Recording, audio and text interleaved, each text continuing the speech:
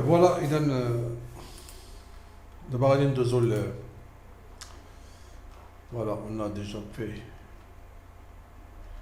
l'exercice 7, d'abord غادي ندوزو l'exercice 8. Alors, ici j'ai affiché l'énoncé. Alors, pour l'énoncé ici, nous avons ABCD est un carré de centre I. On considère la translation qui transforme A en B. Alors, ici, j'ai tracé en rouge le vecteur AB. Alors, la première question, construire J, l'image de I, par la translation T de vecteur AB. Donc, ici, on considère la translation. Je dois ajouter ici. On considère la translation T qui transforme A en B. Donc, ici, on part de la translation T de vecteur AB dans l'exercice. Donc, on commence par la première question.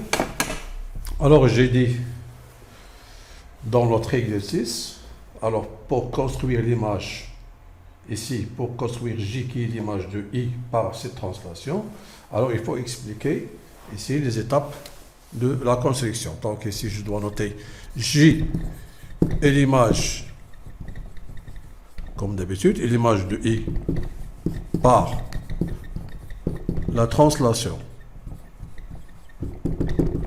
T de vecteur AB signifie que le vecteur AB, le vecteur de translation, égale IJ et non pas J. Donc, J sera l'image de I par la translation de vecteur AB.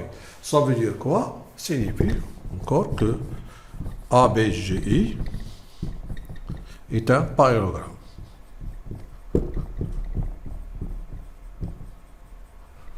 Donc, tout simplement, alors pour vous, vous avez ici, nous avons 3 points, A, B et I. Nous avons dit que J doit se trouver ici. Donc, tout simplement, il faut utiliser le compas et tracer le parallélogramme. Alors, pour moi, qu'est-ce que je fais?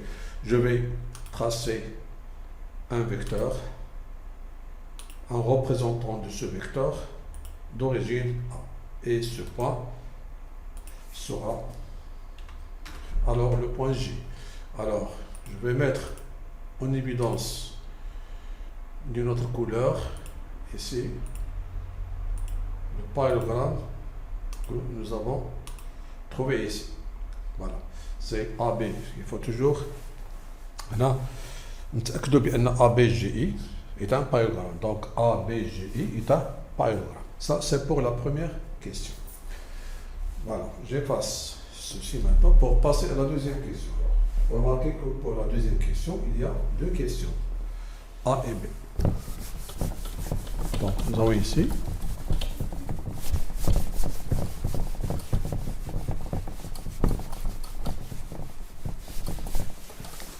pour la deuxième question,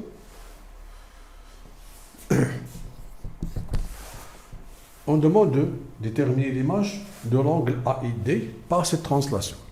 Ça veut dire يعني احنا اش غادي نديرو في الوسط يعني كنشوفوا هنا l'image de AID par la translation de vecteur AB. Bon, bien sûr, ça sera un angle.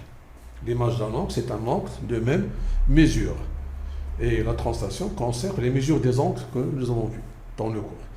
Donc ici, il faut déterminer l'image de A par cette translation, l'image de I par la même translation et l'image de D par la même translation.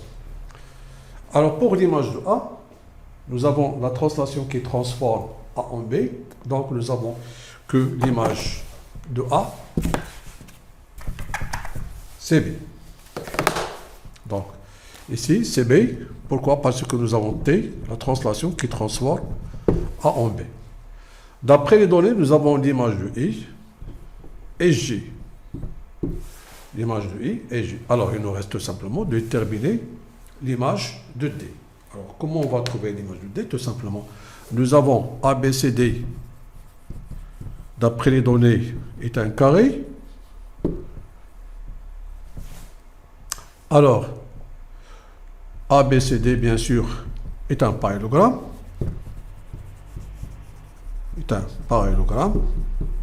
tout parallélogramme, tout carré est un parallélogramme. Donc, le vecteur AB égale le vecteur DC. Et puisque AB c'est le vecteur de translation, alors C est l'image de D par cette translation, ou bien l'image de D par la translation T de vecteur AB et SC.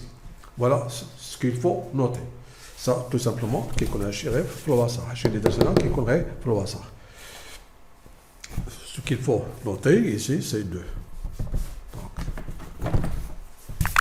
chez les dessinants, c'est tout simplement pour expliquer. Qu'est-ce qu'on a alors? Qu'est-ce qu'on va noter? On va noter les images des points. Alors, A, point virgule, I et D par la translation T de vecteur AB sont respectivement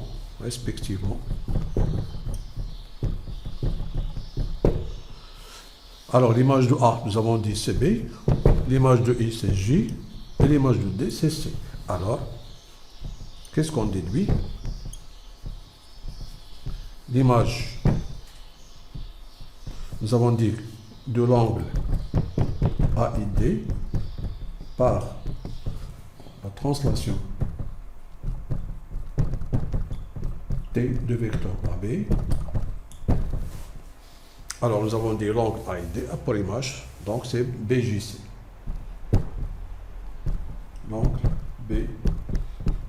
BJC. Alors ici, on déduit. Voilà. Alors j'efface ceci. Donc nous avons dit que l'image, remarquez bien ici que l'image de l'angle AID ici, alors l'image de l'angle AID, alors c'est quoi? C'est l'angle BJC. C'est l'angle BJC. Donc,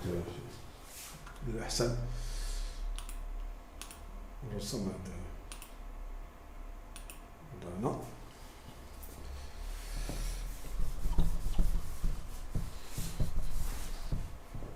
Donc, l'image de cet angle et cet angle.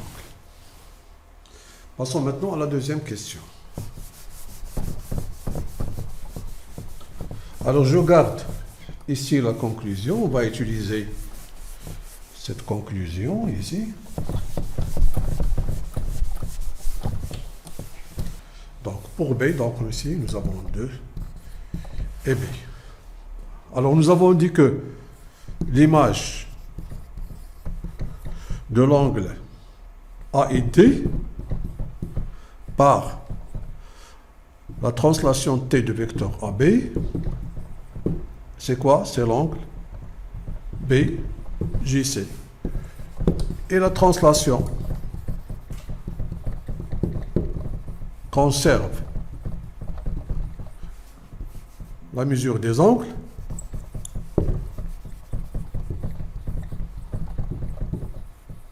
alors on n'aura que l'angle AID, la mesure de AID est égale à la mesure de BJC.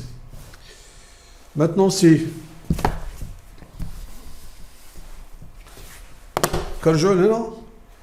d'après les données que nous avons ABCD est un carré. Donc, on sait bien que les diagonales d'un carré sont perpendiculaires. Donc, ici, voilà. Donc, nous avons dit que l'angle BJC est égal, la mesure de BJC est égale à ID. Et remarque, je me suis trompé par la conception, quand on dit ABCD, c'était un rectangle et non pas un carré. La conception, donc ici, là, j'ai rectifié, j'ai corrigé la figure ici. Donc, là, maintenant, c'est un carré. Donc, les propriétés d'un carré. Nous avons ABCD est un carré, alors on sait bien que les diagonales d'un carré sont perpendiculaires, donc quand on a les diagonales sont perpendiculaires ici. Voilà, donc ici nous avons bien un angle droit, donc on peut monter comme ça. Voilà, nous avons ici un angle droit. Alors, nous avons dit et A et D, donc A et D égale 90 degrés, car les diagonales d'un carré sont toujours perpendiculaires. Ça, c'est une propriété que vous avez vue en première année. Et puisque nous avons dit la translation concerne la mesure des angles, donc BJC est égal à 90 degrés. Maintenant, puisque l'angle BJC est égal à 90 degrés, bien sûr, donc j'affiche la mesure de cet angle, et voilà, c'est 90 degrés. Ça veut dire quoi? Ça veut dire que BJC est un triangle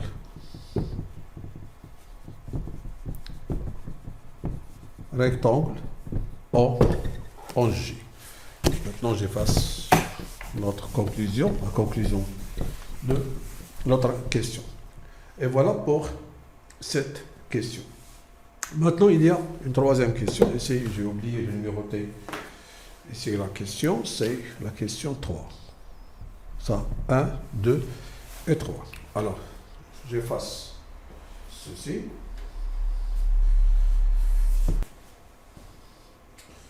Donc, pour la dernière question, on a K est un point tel que le vecteur CB égale le vecteur DB. Le vecteur C. Ça veut dire quoi? Donc, je note ici les données. Ici. Nous avons CK est égal à DB. Alors, de ceci, on déduit que CK BD est un parallélogramme.